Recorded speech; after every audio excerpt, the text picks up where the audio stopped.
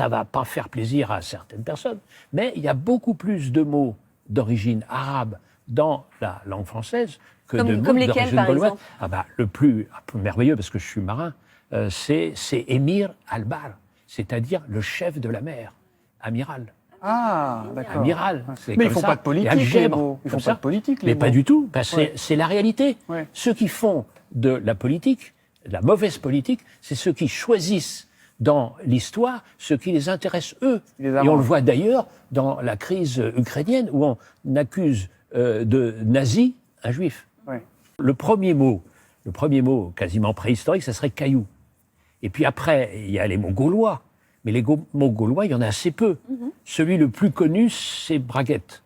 Parce que ça vient de Bray, comme ça. Mais autrement, il y avait cervoise, il y avait tonneau, il y avait des choses comme ça. Et puis après arrivent, évidemment, les Romains. Mais avec les Romains, avec deux langues. Une langue populaire, comme Cavalius peut-être, et puis une langue un peu plus savante, avec Écus, vous voyez. Donc, c'est cet enrichissement et cette diversité sans arrêt. Ça se mélange vraiment, les mots. mélange sans arrêt. Est-ce qu'il y a un mot, vous, que vous détestez Par exemple, Green Tech.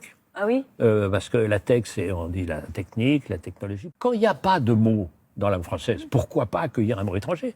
Mais quand il y a un mot qui est là, vous comprenez? Utilisons-le. Week-end, qu'est-ce qu'on fait avec week-end? Week-end, ça a été pris. Ça a été pris. Non, mais week-end, très bien, ça a été pris. Mais scale-up, comme dit notre cher président. Oui, scale-up, c'est-à-dire monter en grade, vous voyez, valoriser un peu. Pourquoi pas? Ça existe. Pourquoi mettre scale-up? C'est comme quand on dit la France. Il l'a dit aux élus, et je sais si j'aime ce cher président, mais enfin, quand on dit Start-up Nation, ça veut dire quoi? Eh bien, c'est faux, c'est pas comme ça. La France, il y a évidemment des entreprises comme ça qui se lancent, et puis il y a des traditions, et puis il y a des mouvements beaucoup plus longs. Comprenez? Pourquoi abandonner ça? Comprenez? Si on me disait, vous abandonnez la langue française, ma chérie absolue, et vous avez une autre langue, comme la langue espagnole, la langue anglaise ou la langue russe, je me dirais, bon, j'abandonne un univers, je remplace par un autre. Mais si on me dit, tu abandonnes la langue française pour les 200 mots qui servent en fait juste à faire du pognon, je veux dire, c'est comme si on me disait, tu n'as plus de gastronomie, tu vas être nourri par 5 pilules et puis des perfusions. Eric vous vous rendez compte? C'est un seul vin. Non, on fera pas ça. Vous ne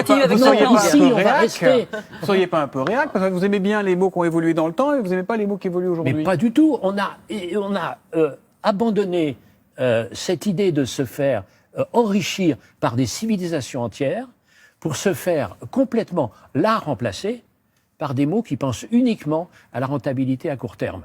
Et comme on appelle l'argent, vous savez, c'est un truc qui me terrifie, l'équivalent général. Il faut bien se rappeler que l'argent, c'est le meilleur des serviteurs, le pire des maîtres.